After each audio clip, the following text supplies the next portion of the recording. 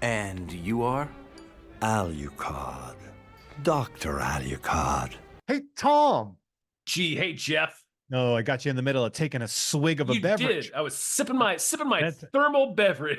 You know why I asked you this? Because I believe that because you were drinking a beverage, you had no idea what time it is. Tom, guess what time it is? Is it time for me to take another sip of my tea? It could also be that. I'm not going to say that that's not the case, but you're an actual fool because it's Oh, shit. time for another episode of Tom Jeff Watch Batman. I knew it. I knew I was wrong. As soon as we started the conversation, I was like, I feel foolish. And then lo and behold, I was the fool here. So you are thank you. Thank you for the foolest of all fools. Thank you for continuously exposing my foolishness. I've helping never been helping me grow into a better person eventually, I think. No, we've been doing this show for almost 6 years. Enough years of this show. You have maintained your inconsistency. I've clung to my ignorance. I'm pretty proud of that. It's You very are. American of me. You're like a Midwestern dad. Hell yeah. I'm like a dad from Idaho. Tom, we have a delight coming your way because, of course, we just wrapped up The Batman season 1 asterisk. We decided we're going to do a two-parter today. We're going to do the first half of The Batman versus Dracula. Tom, this is available for rent. It's available for rent. Only. It used to be on HBO Max before it became Max. It used to be on. I'm surprised it wasn't on Tubi. Right, it's almost a 20-year-old made-for-DVD animated movie. Why are we ransoming this anyway? You can rent from a show people don't care about. Right, which they should because it's a good show. But anyway, this movie is rentable from a few different platforms. Use your, I guess, moral judgment on where you rent it from. Yeah, that was we did have a conversation because I was like, it took me literally like 45 minutes to find a way to rent this. It's on Amazon. How okay you are with giving Amazon $4? It's on Amazon and Apple, which I also don't use. Like I don't have like an ID with a pay structure on there. So I had to I finally was like, all right, I guess I'm using Vudu through Fandango. I'm one of the few people giving Fandango money. I tried to keep up my Vudu account because that was before Movies Anywhere or whatever would give you just random iTunes codes. They would give you a code for a Vudu digital copy. So I diligently and in good faith kept up my Vudu account for 10 years, and they kept fucking changing it and changing servers and shit. So I finally abandoned it. It's just on my Roku. It's just on Roku. So I was like, all right. Now, this is one of those ones because it's behind a form of a paywall, much like this show. I cannot tell you that you should see it, although this movie is you should buy it. Weird. You should buy a copy of this movie. If you like Batman and weirdness and Batman, you should buy this movie because it fucking rules. Yeah, go on eBay and pay 99 cents for the DVD copy of it. Yes, You'll be fine. It's great. It's great. Which I've had. I had a DVD copy of this and I got rid of it. Son of a bitch, Jeff. I never watched it. So some information about this. This was released on my birthday in 2005. On DVD. When is that again? October 18th. Ooh. So it was my 24th birthday that we released this, that this was released. Now, this is weirdly disconnected from the show while being the show, if that makes sense. It's very clearly like a side quest, but it still takes place in the show's universe, but there are suspiciously missing people. There's a lot of missing people. There's none of the police. None of the cop characters are there. No cop characters. All police are generic and homicidal, by the way. They have guns instead of. I mean, this movie does the thing that a lot of the animated movies do, which bothers me most of the time. But I was okay with it here because it's a Dracula movie. But it gets a little rougher. It gets a little harder edged because it's a movie and not a TV show. Next episode, we're going to talk about a color correction choice that was clearly a part where some censors were like, "Oh yes, that scene made me physically ill." So yes. I'm glad they did the color correction because it would have made me ill. Yeah, otherwise. Yes. And we'll get to that next week. Yes, we will. So we start out the title sequence is Batman. And it starts with Batman with the Gotham skyline in dark blue within the letters, and then Dracula with an old ass Castlevania castle in the background. It is literally Castlevania. Is it? Yeah. In the flash, well, maybe not there, but I know in the flashback scene that they show when like one of them, I think it's Alfred. We'll get to it. When they're dispensing the background lore of Dracula, they show Dracula's castle, and it is straight up Castlevania. Yeah. Like I think with Jeff Masuda is Jeff Matsuda. Yeah. I think he or somebody on the production staff is pretty clearly a Castlevania fan. That felt like an Easter egg. It felt like an Easter egg. Yeah, yeah, and that's that. Yeah, I'm sure the background. I have a friend who literally that's his job is to do the background art of Warner Brothers animation. Why wouldn't you just draw fucking Castlevania in that sense? You would just draw it. Well, the amount of research that he told me, and I don't know if I've mentioned this on the show, but like the amount of work it took to do Wayne Manor in The Dark Knight Returns, because the closest thing you get is one tiny silhouette drawn by Frank Miller in the entire run.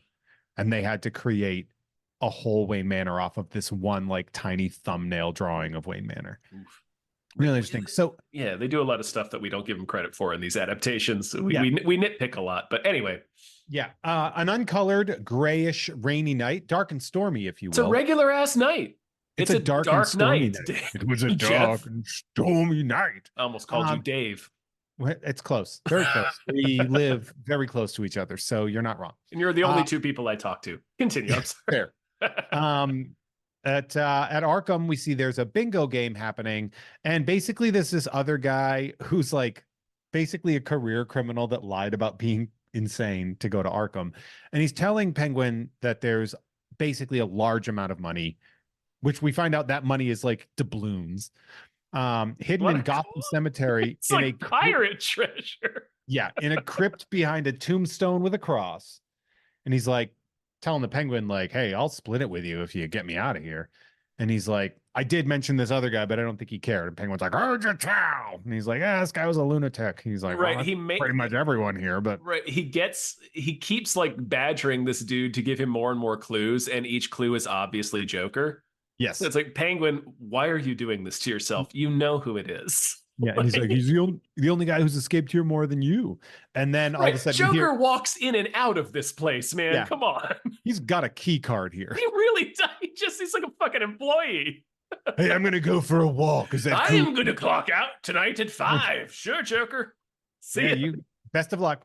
An alarm sounds and a guard yells that the Joker escaped, and the inmates are like really rejoicing, including I believe it's Arnold Wesker, the ventriloquist is there, without his dummy, and also weirdly Sloth got put in there. I don't remember. Did you notice Sloth. They just drew Sloth from the Goonies? Oh no! Well, yes, I did. They added a Sloth. Yeah, they added a Sloth, and it was like one of those things where you can't avoid admitting that is Sloth. That was weird. Yeah, They also, I think it's Calendar Man is there too. There's a guy sure with a bunch is, of numbers. He's got just numbers written on his gown. Penguin uses this opportunity of confusion to beat the absolute living piss out of a guard. Like he beats this man. Oh, he does. I mean, he gives Batman a run for this. So no Arkham guard is going to be a match for Oswald. But I love the way he does it, because he just goes like, "There's Joker," and the guy's like, "What? Where?" It's like, it's both like the most obvious prank, but also Joker is loose in this scenario, so you can't not look when somebody says there's the Joker. Yeah, you can't win. You can't win. I would have shot the Penguin, then turned around. That's the only way to win. The only way to win the game is shoot him in the face, and also shoot Penguin in the face. Also the Batwave is going off, but Batman's on a gargoyle doing Batman shit, so he takes off. What he's doing? Yeah, he's not. He's brooding. He's just like waiting, and it's like, dude, this is like a massive breakout at Arkham. Where are you? I mean, he gets the announcement and immediately heads out. He does, yeah. But yeah, he is doing some fucking broody Batman shit while he's there. Everyone has escaped by the time he gets there. Oh, 100%. It is like nightfall. It's just everybody, like Maxie Zeus is running around out there. People that have no business. Yeah. People that got locked up in 1963. Yeah. Just some actually, like the Cuckoo's Nest people. Danny DeVito running around. The Penguin bumps into the Joker on the way to the graveyard, and they basically strike a partnership deal. But Joker immediately is like, what do you say we shake on it? And he just shocks the shit out of Penguin for a while. For some It's- goddamn reason, Penguin's like, sure, I'll shake your hand. Dude, he's the Joker. It's probably one of those things where he's like, the Joker couldn't have had time to get one of those buzzers already. Man, he must just hide his shit like all over the city, like Rorschach. Oh yeah, up his ass. But this uncomfortable hunk of electric metal up my ass. He's just done it so many times. He just has a sack of scar tissue in his anus, So like a duffel bag. Ooh, it feels pretty good, actually. He shocks the Penguin for a while. Yeah, forever. Like it's the Penguin actually gets like pretty instant karma for what he did to that guard. Oh yeah, he electrocutes Penguin for so long that I thought he might be dead. Yeah. Something smells like ham. And then he throws him in the river. Just the most disrespect. And then as Penguin gets out of the river, he sees Penguin following Joker, and he's like, well, not gonna let you get away. Batman confronts Joker. The Joker just gambits some razor cards at him, but they just hit the cowl and fall. They in the cape, and they just fall. We've never seen what those razor cards do when they hit Batman. The answer is nothing. It cuts him a little bit in this episode. That's what the slash. I'm talking about the throwing. They just hit it and then fall down. Bad cards, man. Yeah. You need to talk to your manufacturer, Joker. Yeah, you got to go back to whatever souvenir shop in Florida you got those things in, and like MailChimp or whatever sticker manufacturer is building this for you. Penguin reaches the graveyard. Turns out that it's a graveyard. Everything has a cross on it. Everything, like the fact that Penguin didn't realize that the guy was being intentionally vague. Like it's behind a tombstone with a cross on it. Shit, man, that's like most of them. That's like a bad hint in a Zelda game. It's a terrible hint. It's a hint designed to let you know that you can't find this treasure without me. And Penguin still tries to find the treasure without this guy. Yeah. Meanwhile, Batman and the Joker are fighting, and the Joker's like going all in. The Joker seems a bit more homicidal than he normally is in this. Yeah, it really amped him up. They cranked him up, which I don't like. It seems antithetical to what specific Joker. To this specific Joker and this specific universe. It didn't feel right. It's sort of like one of those things where in Mask of the Phantasm, the Joker never loses his characterization. They don't alter it. Even the part where like he's getting his ass kicked and he beats her with the fucking baloney. Like that's still very funny. Like he's still a part of the bit. But this Joker, like they made him a bit more homicidal. It's more of a like it's a bigger gradient. Like in Batman the Animated Series, it's already kind of grim, right? And everybody's still their basic character from the comics. They just have a little bit of kid gloves on. Like Joker is still Joker. They have to tone him down a little bit. But this version of Joker in the Batman is like completely different. Like he's almost Bugs Bunny.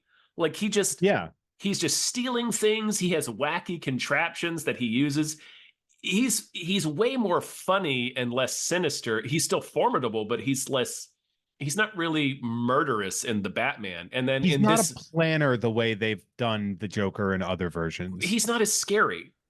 And then in this movie, they made him scary, which was like, I get that's the impulse to do because that's the Joker. So when you have the freedom to do it, you want to amp him up. It just felt a little weird. They adjusted his stats.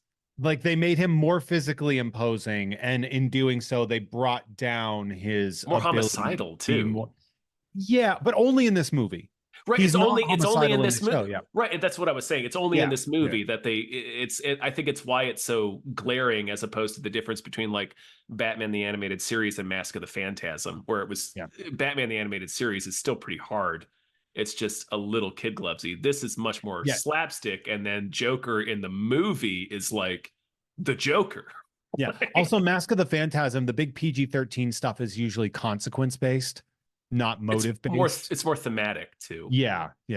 So, Penguin thinks he has found it, and he thinks that it is a suspended, chained up coffin covered in cobwebs. And Jeff, I'm like, dude, have you played Resident Evil? Have you played the Resident Evil? Makes no sense. Have you played the Resident Evil like remake of the first game? No. This is straight up a casket you find in Resident Evil remake that is a seriously fearsome boss that you have to fight in the first act of the game. It's a coffin suspended by chains, and Like- Penguin's like, there must be money in there. It's like, Penguin, a demon is in there. Like clearly a demon is in there. But also, like, use your clues, man. That thing is covered in dust and cobwebs. In what you'd see a fingerprint on there. Right. If some mobsters filled that with gold, you'd see some fingerprints. Yeah. Yeah. A 2-bit hood isn't going to suspend that coffin to hide his money. Like in like religious glyphs and shit. Yeah. Like, what 2-bit hood You from touch it, Chicago? it starts speaking Latin at you. Like This is fucking, weird. like if Bugsy Malone shows up in the robes that Belloc wears in the end of Raiders, it's like, dude, this is not your standard This is not the heist. place to be. Oswald, you got to go. You Yeah. got to go. He sticks around way too long in this obviously haunted crypt. Well, so he goes to pry it open with the blade of his umbrella, which is also like, Stupid. you know, stupid. Like, blades don't first have off, tensile you're- strength. They'll do that. Yeah. Yeah, that's exactly what I was thinking. Like, I don't know, you got to get something with a better fulcrum You in need a this scenario. pry bar, not a blade. Yeah. Idiot. And Fucking Penguin. all he sees is a corpse, and he's just like, just a bunch of fucking dust and bones. And I'm like, you are hard as shit, dude. Like, to see like that dusty old corpse and be like, fucking waste of my time. That would haunt me for the rest of my life. I did sort of expect him, based on his reaction to finding a dusty ass obvious vampire skeleton in that casket, I did expect him to try to fight Dracula when Dracula showed up, because Penguin throws down. He doesn't give a fuck. Penguin is a formidable fighter. Like, Normally, we've yes. seen it. We've seen it. Oh, like once Dracula gets his powers going. When Dracula teleports in front of him, the fight leaves Penguin. Yes. Let me tell you. So what happens is he cuts his hand on the blade of the umbrella, and like a drop of blood like makes its way into the corpse's heart, and that's all it needs, really, is for that prophecy to come true or whatever. We've seen Dracula before. Yeah, Penguin is leaving. The corpse is like building itself up, and Penguin, weirdly, like, I don't know what this choice was. He like punches a hole in the wall. He like slashes through a tapestry because it's so dark down there that he thinks there's something behind it, but there's just a wall behind it. Yeah, but the wall like explodes.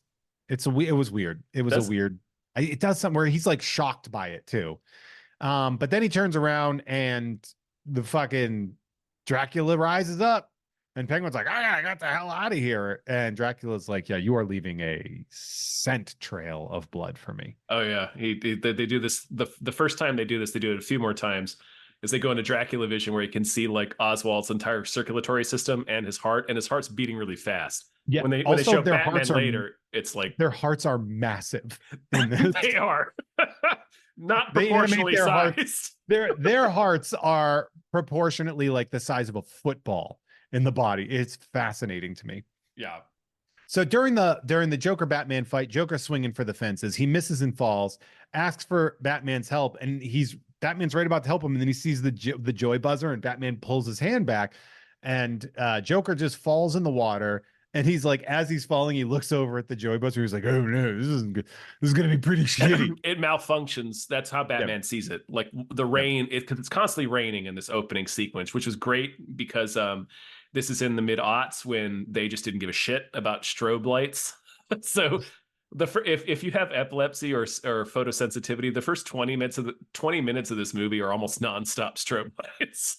But anyway, Joker falls in the water and he is fried by his own buzzers. And I'm literally wrote in the notes, holy shit, this is an intense scene.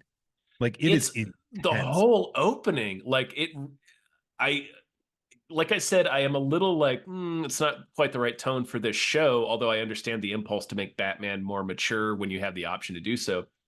The opening sequence of this movie is like really dark, not just the Joker stuff. The Joker stuff is really hard. Like it's it is a Frank Miller Joker and Batman showdown, just about. Like the dialogue is identical to a Frank Miller showdown. And then also the Penguin shit is dark as fuck because he's screwing around in Dracula's tomb. Yeah, and they do cover a little, like you can see what's edited, you know, what is changed from this. This movie is very much one where you can see where the script edits came in. You can see where the color edits came in. Mm-hmm. all of those kind of make sense. Like They it's never- not a problem. And also like I think there are certain things in here, and I think the Joker's death scene adds a gravitas towards the show itself in a way where the Joker in this case wasn't doing anything out of context. Like he wasn't out of line in this specific scenario, other than that he's just swinging real hard. But then when he dies, you're like, oh shit, like here's the you don't see it on camera kind of stuff that would happen during the cartoon. Right. We've not seen in this show, we've not seen Batman deal with somebody dying while he's crime fighting them. Yeah, which is a thing that must happen constantly. There have been no real consequences. Like, you know what I'm saying? Like, outside of Bennett turning into Clayface, but that was like ancillary because that Joker kidnapped him and turned him into Clayface. and that was Batman's fault. That was a long plot point. That's true, yeah. As opposed to like, yep, Joker's in Arkham again. Where's the fucking Joker? It's like, here's some fucking shit. Anyway, so Penguin's being chased by what he can only establish is the devil at this point in time. It's a monster. It's a clear monster. You would run from this fucking. Yeah. He's following him through the cemetery, following the blood trail. First, Dracula finds a night watchman and is like, well, I gotta eat this guy. This guy not Penguin for some reason, but I'm gonna eat this guy. Basically, this man is a Stan Lee cameo. Like this man is 1,000 years old. He is. He's the oldest night watchman at a cemetery ever. He's a ghost. He's haunting the cemetery. He's one of its residents, Jeff. Yeah, this was a literal stay of execution by Dracula. This man was about to die of natural causes at work. So like he drains his blood. Penguin is continuing to run, but then all of a sudden just Dracula's just right in front of him. And so he's like, looks like I'm the main course. I do like that the Penguin actually reacts to this as like, this is fucking weird, but I guess I gotta go with it. Right. Yeah. I mean, because what we find out is like everything else the Penguin does for the next hour is going to be hypnosis. Yes, he does become the Dracula's thrall, and it's because he's hypnotized. But he has a few moments of fun self-awareness where he's like, man, this guy's gonna fucking kill me. And then he goes like, I just need to unwet my pants when the Dracula says I'm undead. Yes, because when he sees the Watchman become a vampire, he's like, I feel like dead men can't really do that. And Dracula's just like, he's undead. And he goes, I think I need to unwet my pants. And that is a pre-hypnosis thing. I actually really like the hypnosis because all it does is it changes Oswald's like focus. Like raison d'etre or whatever, but it still keeps him as himself. Right. He's still like, I had this written down in my notes, picking him as Dracula's toady is perfect, right? Because as we talked about a lot on this show, like Penguin's, the unifying trait between all versions of him is that he's a grasper. He's a climber. Yeah. He's a guy that's wants to be considered high society, but just isn't. So like the fact that he's going to be Dracula's little toady is, that's perfect for him. Like, yeah. Oh, dream job. Yeah. He is immediately hypnotized, becoming his servant. I need you to guard my coffin at night or during the day, and also he asks him to be a tour guide of Gotham. Yeah, show me around. Show me some stuff. Yeah, because we'll talk about that in a second too. Because then it cuts to Bruce brooding in the cave, quote, more so than usual, as Alfred says. And he's like, Joker's dead. And he goes, what about our friend Cobblepot? And I'm like, is Alfred concerned that he didn't get to kill Oswald? Like, is that his major concern? Or does he want him dead? What about Oswald? Is he dead too? Right. Is he downstairs? May I slash his throat? Yes. Do you have him tied up in the basement? Hold on. Let me get my Steelers Wheel albums. Let Papa Alfred grind thumbtacks into his knees. Hold on, I need to get 2 16-penny nails. Jesus. So he goes, Penguin's trail went completely cold. And I'm like, Alfred's gonna be so pissed if he doesn't get to kill Oswald. Oh yeah. Anyway, so cut to Dracula and Penguin. He's like, my Transylvania has changed a bit.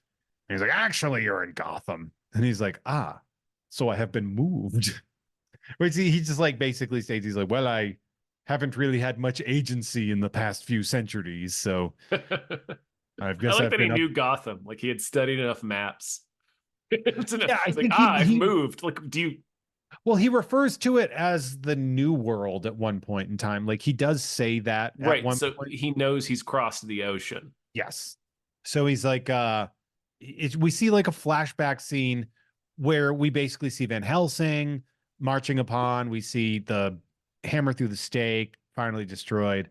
However, the leader knows that he has merely incapacitated him and paralyzed him in a death-like state, which is interesting. Even the undead, like they kind of rewrite vampire lore, or they use lore differently, where it's like even their deaths are not full deaths, and there are different levels to the deaths. Yeah. We're gonna find out. Like there's, you see, they're only mostly dead. Something mostly dead. Yeah. I need to find Billy Crystal. He will bring my long lost love back to life. Yes. Yes.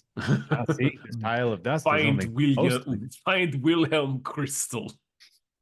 Wilhelm Crystal.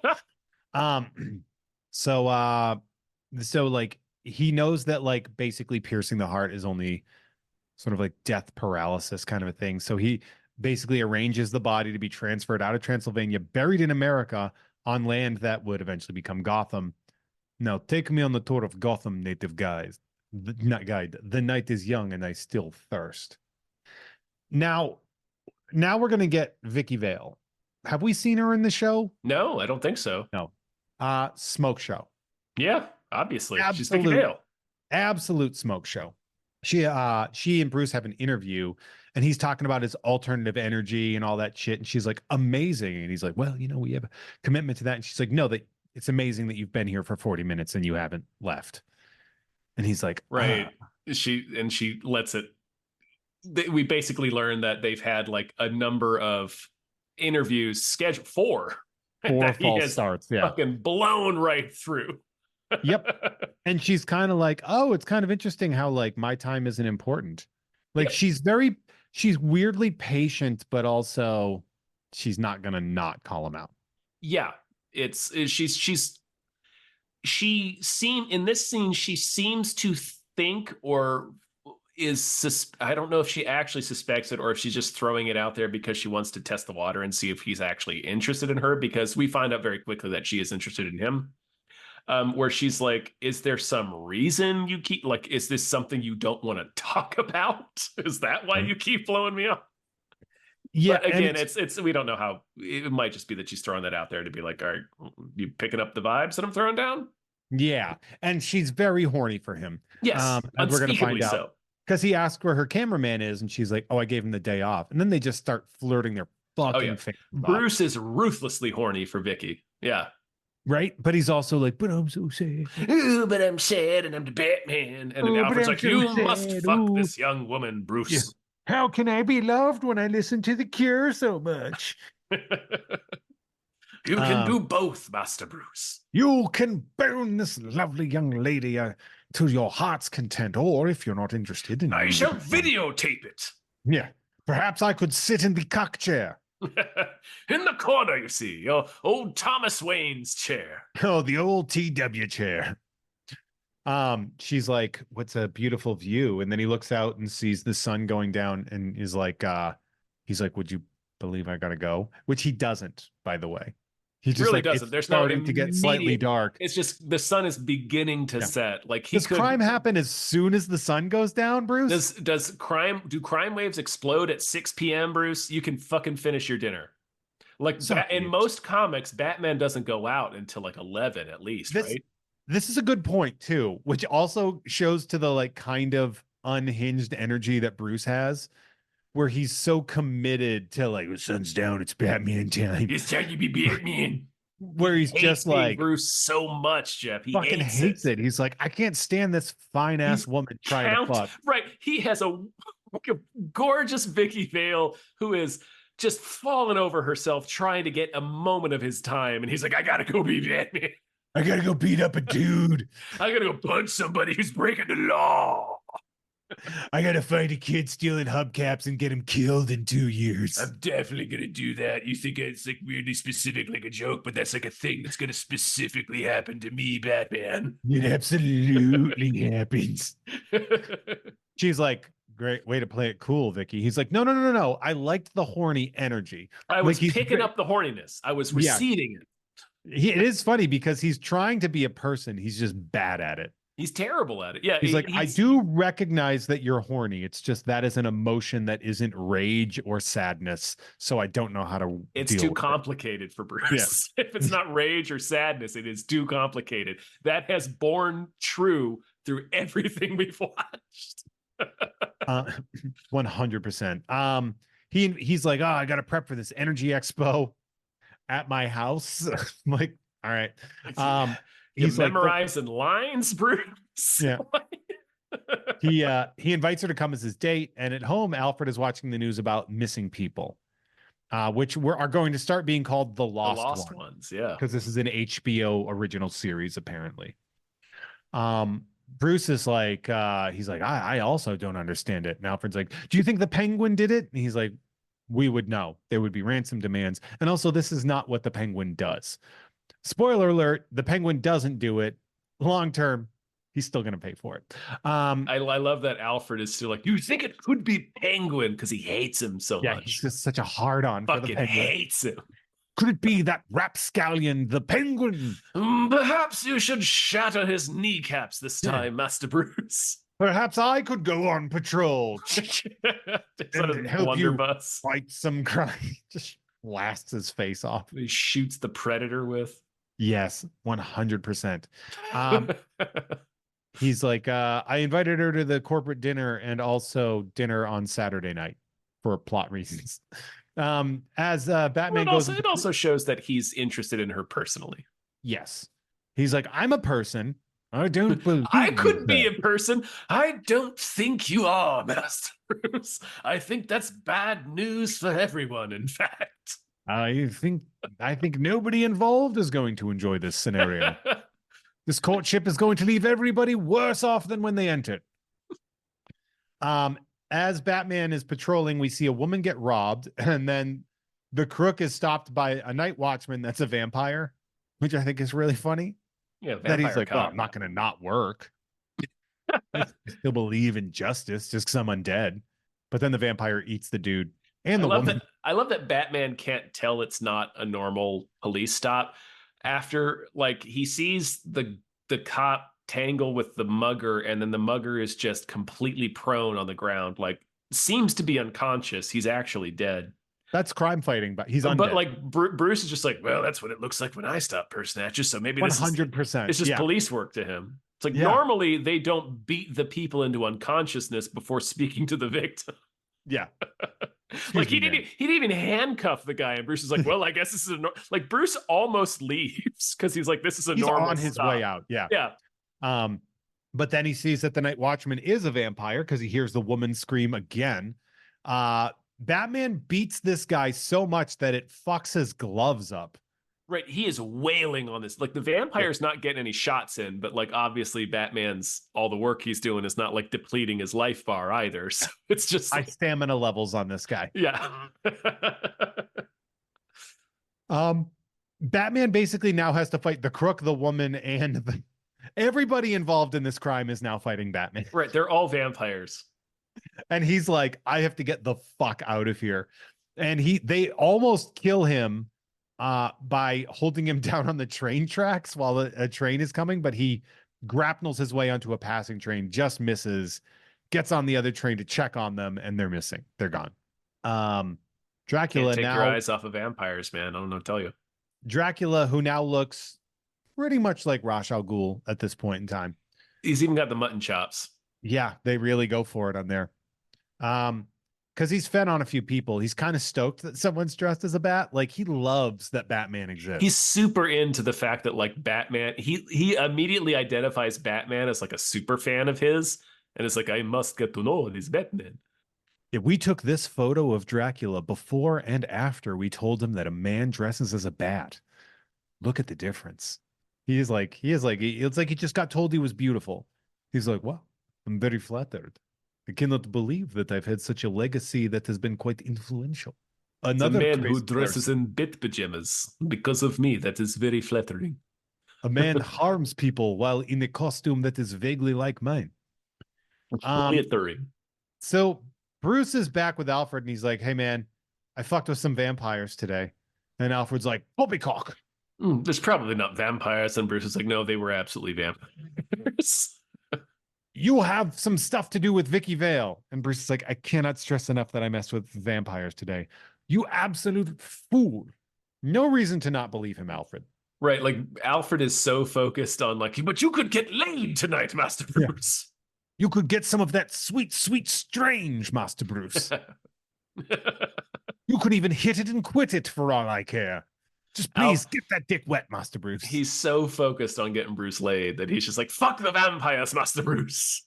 That's his version of crime, is getting that done. Where Bruce is obsessed with crime, Alfred is obsessed with Bruce getting fucked. Penguin then wakes up Dracula, who now just looks like a regular asshole. He's like, and he wakes up basically he's like, I'm going to turn Gotham into a city of vampires with me as their king. And he's like, if you want to do that, if you want to beat the top of high society, you have to like defeat Bruce Wayne or something. Which I'm like, I don't think that's how this works. Right. Oswald. He just really throws Bruce Wayne's name out there because he doesn't like him, I think. Remember the first episode where he had all that beef with Alfred? Oh, I remember it. We remember the beef between the Pennyworths and the Cobbleplots. Come into my place, will you? Takes out a revolver. So cut to the party, and Dracula just mists his ass into the party. He apparently doesn't need to be invited inside, which was really surprising. Now, in my research, somebody had said, well, it's like a public gathering because it's an expo. And it's like, they seem to be checking people's invitations at the door. Mm-hmm. And that's why he turns into mist, is to get past the doorman. I feel like that shouldn't be right. No, they really like that's like that one really. I flagged that one a lot because, like we said, they playing around with vampire lore, obviously, but that's a big one for Dracula and for vampires in general, is you have to be invited in. Yeah. They're. I mean, but also it's not like it would have been that hard to find a way around it either. It's just weird that they glossed over it totally. Yeah, they fucked with stake to the heart too. Like that's true. Yeah, you know, there's no full rules. I guess we can do whatever. You know, it's a made up creature. We can. It's whatever we want it to be. Yeah, I think that's like kind of the crux of Interview with the Vampire, right? Is just like the rules are whatever, man. I don't care about a fucking cross. It's true. Yeah, I forgot about that. Bruce meets Dracula under the name of Dr. Alucard. Right. I have that written down. Was if somebody came up to you and told you, yes, my name is Dr. Alucard, your first response would be, so your name is Dracula backwards? Yeah. Alucard, I mean, really, since Castlevania 3? Symphony of the Night. Yeah. Like, they've been like, yeah, Alucard, it's Dracula backwards. We all know that. It's like, dude, just say a different name. Why do you have to be cute with it? Dr. Smith, like, what the fuck are you doing? Dr. Tchaikovsky, why are you saying Alucard? In fucking Belarus or wherever. Yeah, what are you doing, Romania, man? Just give yourself a generic last name, you fucking idiot. Also, they never say Romania, but Vicky Vale just guesses Budapest. She does, yeah. Very funny. She's like, you're fucking Romanian. I can smell the cologne from here. Dracula is like, I love your necklace. It is truly magnificent. She's like, it's a family heirloom. They never go back to that. Nope. They just, that's a real red herring. That I really thought that was going to be like some sort of like, you know, like Bram Stoker's Dracula, the Coppola movie, where it's like, oh, it is my long lost love from oceans of time. Yeah, nope. or she's like a Van Helsing or something like that. There could have been. It was just a pickup line. It was just a pickup line. I sure would like to steal your soul. Did it hurt? What's that? Did it hurt when you fell from heaven? When you rose from the beauty of hell? Yes, when you climbed up, when you punched your way through the earth's crust out of hell. We're all beautiful creatures. Did it shatter your knuckles? Anyway. She's like, I feel like we're having like a cultural disconnect here. So she's like, and he's like, I'm here to study your city's Batman. is a form of cultural anthropology. She's like, I couldn't help but you notice you said our city's Batman. Do you have like a Budapest Batman? And he's like, well, there are instances of a man who assumes the likeness of a bit in societies ancient as well as modern. And I believe that while instilling fear by night, these beings cloak themselves as normal members of society. Show Looking your whole real- fucking hand, Dracula. Looking real hard at Bruce while he says that. But yeah. Also, it's at this point we should mention that Dracula is voiced by Peter Stormare. He 100% is voiced by Peter Stormare. He's which, man, the grip that this man had on offshoot DC properties in the mid 2000s. He really did, dude. He made a Like- lot of money off that, I hope. He played Dracula and the Devil, both for He DC. sure did. Both in 2005. They're just like, we need somebody who is the full personification of evil. Peter Stormare's like, I couldn't help but notice you were asking about the personification of evil. I am Swedish, but I can play anything. I can play evil. I can play evil Eastern Europe. I'm Evish. So, Evish. God, he's so good in American Gods too. Anyway, Bruce is just like, all right, well, we're gonna walk away now. And he just takes and they just start like kind of talking shit about how he's a fucking weirdo. Yes, how And all of weird a he sudden- is. Yeah. His ass is right in front of them again. And he's like, I need to blow up my own spot real quick. Yes. Continuing our conversation. It's like, Jesus, dude, take a hint. Read the room. They just called you a fucking weirdo. He goes, we spoke of my work. What of yours? And Bruce is like, research and development. And then he goes on to explain the SL5, also known as Chekhov's sun. The SL5 is the most efficient technology for collecting solar energy and storing it, quote, as true sunlight. I missed There the is- Chekhov sun part. There is one reason. Spoilers. One Batman's gonna reason use that you would this. have a sun gun. And call it Chekhov's sun. No, I called it that. Oh, I'm sorry. No, they didn't call it Chekhov's sun. If they did, I'd be like, I'm out. I was I'm losing just- my mind. I thought they had. No, I You call slid it that in so effortlessly. in my thing. I'm just like, yes, Chekhov's sun. Chekhov's sun. It Um, really is that. It so is because like I cannot fathom, and maybe it's because I'm a fucking moron, which is true. Mhm. I do not purport not to be the dumbest boy you've ever met in the world.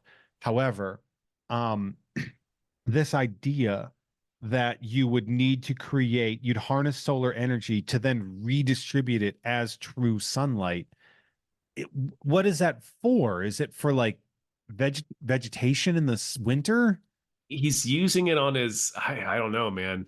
He uses it to test his like anti-vampire tool, but he already had it. I don't know. Yes. I don't know why you'd have this. Yes, a thing you would never have Wayne Industries create. You would never create an anti-vampire A device. vampire vaccine. Like that's not a thing you would do. It just shows So- up on the fucking report and Q2. I'm like, wait, what is Like- this? Isn't the point of harnessing solar energy the energy aspect of it? So like taking solar energy to like store it and then redistribute it as sunlight, the only thing I could think of would be like greenhouse reasons. You're right. Solar grids. Yeah. Yeah. And so like literally like you would have to harness the sun and then redistribute it in areas where you need to grow stuff in the winter or something like that. But even then, like Melt a bunch of snow. It'd probably be pretty It's- sweet for like it's ski literally slopes. it's designed to dust a vampire. That's literally what it's for. Yeah. And we can't hide that that's what's going to happen. There's no like, Nope. we're not gonna be like, and you'll never guess what's going to happen. No, he's gonna shoot him with his sunlight gun. That's Like- what's gonna happen. Like I laughed out loud when I saw that this was a thing that he's showing. Yep. Like I was The like, man, they sunlight couldn't gun? have made this Mm. sweatier. He couldn't have been like, it's fueled by garlic and holy water. I have a lot to say about the garlic. They invest a lot of money in They garlic. do. Let's move on. Okay. A waiter comes by with a tray of beef tartare, which Dracula is like, fuck yeah. He sucks it up like a fucking weirdo that makes everyone uncomfortable. The animation that they did made me sick, Tom. It There's made a me few. There's a sick. few moments of this movie that made me physically ill. This is one of them. Like, It's like he's a real It looks like he's goblin. sucking dog food into his mouth. Yeah, hideous. Like it has the desired effect on Bruce and Vicky. They're like, this guy's fucking weird. This guy's a fucking weird European. And he's like, you should try some. And she's like, I am all set, sir. Thank you. Yeah. And, yeah, I'll take one of these and put it in the toaster oven. Then a waitress comes by with a tray of garlic shrimp, and he might as well go when he sees it. Like, no garlic. And Bruce is like, oh, you must try it. Like, Bruce seems to already suspect he's a vampire. Bruce is picking up that this guy's a fucking weirdo, and that he also fought two vampires this morning. That's like, true, he is the world's greatest detective. So, no, much to Alfred's protests of the ability by which to acknowledge that vampires are real, Bruce knows what he fought, and now he's seeing Count Dr. Alucard, which you didn't even have to say doctor, man. Yeah, doctor is the first two letters of Dracula. Right. It's the only reason to do Dr. Acula. I mean, it's Dr. Acula. That's the Ed Wood joke. The Scrubs joke, right? Too. It's yeah. It was an Ed Wood, but yeah. So yeah, and he's like, garlic shrimp. I am Jewish. Sorry, I cannot eat that. I cannot eat shellfish. Oh, really, Dr. Alucard? Also, the kind of fuck Bruce for having like a social gathering with like massively garlicky hors d'oeuvres. We've got the Limburger cheese fountain over there. Well, also, like, he seems offended by his own menu, like the French tartare, and they're all like, ew, he's eating it like a weirdo. He is eating it like a weirdo, but also it is raw meat that you put on the menu. Alfred is king bitch during this scene, man. Alfred is just a real piece of shit. I'm glad you brought it up because I had forgotten. Alfred is treating the wait staff of this event like they're all fucking idiots. He's the worst taskmaster in this scene. Oh yeah, like Alfred is yelling at this dude Stipes for not doing his job properly. He's like, I'm the captain of serving here. He's like losing his fucking mind on this kid. The captain of Master Wayne's serving team is never without hors d'oeuvres or some shit like that. Dracula immediately hypnotizes Bruce and is like, go outside. Bruce is like, excuse me, Vicky, I have to do something real quick. And he wanders over to the balcony where Dracula's like heading over to bite him. And just before he gets there, Alfred is like, sir, like, you must be in your party. What are you doing out here? Dracula's like, fuck this. And he's like, nope, I'm going to take off. And Bruce is snapped out of the trance. And he tells Alfred that he feels like he's been hypnotized, right? Because he's like, I don't remember how I got out here. Yeah. And that's a big plot point, is that they don't remember. Yeah, there's a lot of with the hypnosis comes amnesia. And so Alfred is just he lost his mind on this guy earlier. And then we see later that this kid Stipes is now in the wine cellar, probably getting high. Yeah, he's going down to get some more shit, and also probably to blaze one. And Dracula zooms down to the wine cellar out of frustration after he doesn't eat Bruce. Yeah, he's like, his date didn't go well, so he's calling his ex. Yeah. You up? You up? He's like, well, if I can't have 1:15, if I can't have Bruce Wayne, I'll have Stipes. I'll have Dick Vane. Bruce Vane. Should I say it again? Bruce Vane. Bruce Vane. I feel like you guys didn't hear me say that before. He holds the platter up in front of the Bruce Vane mirror at the end of this episode. Yeah. We're gonna get there shortly. So Alfred discovers Stipes again and goes hog wild on this poor man. What he really does. Is your problem? If Alfred had a gun, he would have shot him. Alfred is, and you are right, he is king bitch in this one. He is such an asshole in this scene. He is. Oh man. Just what a C word. Right. He is serving it, as it were. He is serving cunt, Jeff. It's just like we're supposed to be on Alfred's side, I guess, but it's like this is in mid-aughts, and after 20 years of drowning under oligarchy in the Americas, it's hard to be like on the side of a guy who's just trying to make sure the part-time staff he's hired for one evening is following their arbitrary etiquette rules. It's like, fuck you, dude. Yeah, He's he bringing yells out at him for shrimp. tucking his Eat shirt. shit, Alfred. Like this is a person, Alfred. Yeah, you're paying You're him ruining the canapes. You are paying him $6 to feed garlic shrimp to Dracula. Fuck and you, he Alfred. pays for it, Alfred. He really pays for does. it. He gets eaten by Dracula. The tables got turned on him. Because yeah, all of a sudden he turns around and sees that this is a vampire, and Alfred somehow avoids being attacked. Alfred just has main character energy where he's like, well, I guess I'll survive, even though I absolutely should not. His military service kicked in there, I guess. He blasted Stipes in the face immediately. He's just carrying a gun at all times. Yeah, that revolver in case Oswald shows up. So put one in his heart. He calls it the cobble potter. The cobble stopper, he calls it. The cobble shot. Oh man. So meanwhile, Dracula is like, goodbye, Vicky. When might I see you again? And she's like, tomorrow. He's striking out so hard, by the way. Like Dracula is just striking out. He's so different than what we see with Dracula. He's flailing so bad that Bruce and Vicky don't even really acknowledge that he's hitting on her. He's like a joke. No, they know he is, but they know he is, but they don't acknowledge it. No. Not to him anyway. He's whiffing so hard. He is like this whole trip for him has been an embarrassment. It would be like if a dude dressed like a vampire came up to you in a club and tried to hit on you, because it's like the reality of it. It's like, okay, he's got all this hair and all this cloaks and all this, like he'd just be sweating through all this fabric and like he just smells like patchouli oil and sweat. Really hot face. Yeah, he's all trying sweaty, to tell big you all shiny cheeks. I've crossed oceans of time for you. Oceans of time. His fingernails are too long. Oh, he's got the what? The coat nail. Sharp nails. Yeah, got the coat nail. Yeah. Oh, he's got a medallion. What a fucking loser! He sucks. Dracula's the worst. This whole trip was like a net loss for Dracula. Right. He just like sees how like Batman who fucks all the time, like a modern version of him, and then him who's like the creature of darkness that can't get the time of day unless he's hypnotizing. So he's like, God damn it. He's like an adult at a high school party, and everyone's like, "What's this fucking he's just jerk a creepy doing weirdo, and nobody likes him. You want to go out sometime? I am the cool dad. You may drink here. That's weird. It's weird that you're giving us alcohol. Yeah. And also you don't even live here. Yeah, this is not even your house. You showed up. You live 3 doors down. Yeah. Fucking wearing a tank top. Can of Bush in his hand. I heard there was a party.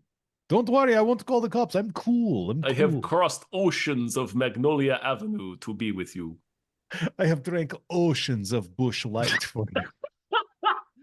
The good Bush, the one in the camouflage cans, so you cannot see it when you're on hunting deers. Ooh, do I have a beer? Who knows? Can you see beer? No, you cannot. But it is just so funny that this dude is like whiffing the entire time. He sucks. He sucks, Jeff. It's like they saw that scene in Dracula where he meets Mina Harker and she like apologizes to him for being rude. He seduces her, unlike in this movie where he seduces no one. He has no game. Why do you think? We'll get into that next week. But yeah, it's like, you know what it is? It's a major part of Dracula's character. It's somebody who decided to reinvent himself in college and failed, and now he's like, I just want to go home. Everybody called me Drac. No. When might I see you again? She's like, tomorrow morning on the Gotham TV news. Fucking shut down. And that's like getting 4999999 as a number from a girl. Yeah. Oh, I'm calling pizza delivery. I know this is what. Bruce has we're gonna find out where like he fucking takes off and has a bat.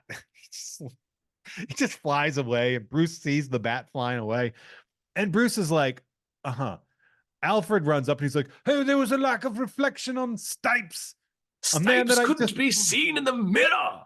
And then Bruce is like, wait, and he grabs some like lady guest's lipstick, grabs a silver serving treader, writes Alucard with some letters backwards. He writes them with all the letters backwards. All the Well, ones that I mean, can, some of them are just symmetrical, so it doesn't matter. right, but like all the ones that can be written backwards are Yeah. written backwards. So he's already writing it to be reflected in a mirror. It's like, Bruce, you already know Alucard is Dracula backwards. You don't need the red rum moment. yeah, it's 7 letters. We can figure what 7 letters is Well, turned around. But like I said, if somebody introduced themselves to you as Alucard at a party, the first thing you'd say would be, "So your name is Dracula backwards?" It's Bakula. Scott Bakula. He's a vampire. So he holds it up to the mirror and it says Dracula. And it's this big shock. Like, we haven't gotten every single hint up to now. We know it's Dracula.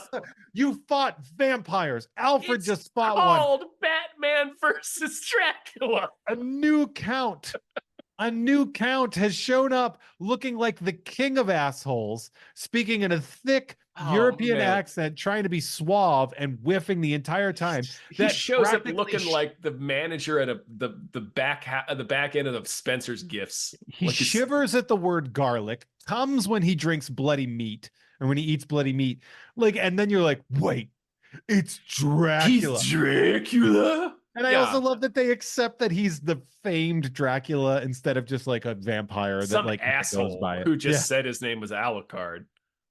And who maybe Tom, knows that's a sode. That is a sode because he's encountered enemies that can hypnotize him before, Jeff. None of them have been vampires. And none of them have certainly been Dracula. Like, this guy could be the Mad Hatter. Like, I've crossed oceans of haberdasheries for you. Yeah. I've crossed oceans that would be like creeping on my coworker to be with you. That would be so funny if he just like fucking held it up and it just said something like goofy. And he's like, I think that's nothing. Real It's nothing. It's like Mr. Mixel, whatever that, however you say it. Yeah. There it is. Yeah. I would love if it was just so wrong. If he was he's like, I think that's the real Mickey Mouse. It just, he holds it up and it says horse boner. Well, Master Wayne, maybe he was fucking with you, but that's clearly not a vampire name. Dr. Rena Abisor. Wait, Alfred, wait. Dr. I.P. Freely. I am Dr. Madam, I'm Adam. Dr. Race Car. It's a palindrome, Alfred. You know, Dracula's not my pal.